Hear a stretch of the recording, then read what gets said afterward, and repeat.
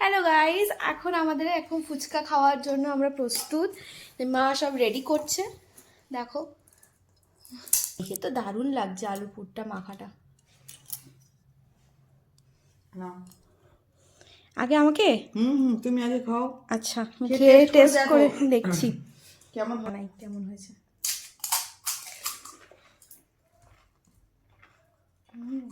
ঠিক আছে? ঝাল ঝাল ঠিক আছে? কে কটা ফুচকা খেতে পারো?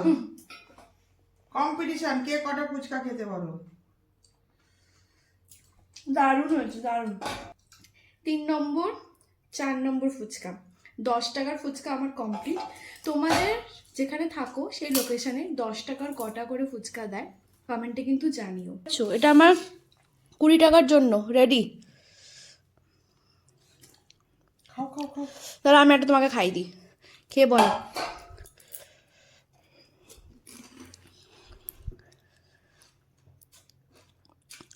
দারুণ হয়েছে।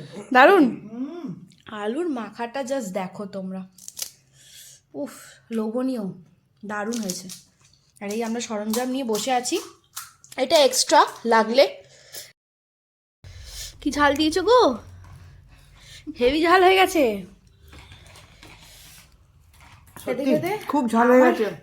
চোখ দিয়ে জল বেরিয়ে গেছে, মানে দেখো জাস্ট। ঠিক আছে, ফুচকাও শেষ, আলু মাখাও শেষের দিকে। এত ঝাল লেগে গেছে, মা শুকনো খাচ্ছে। কি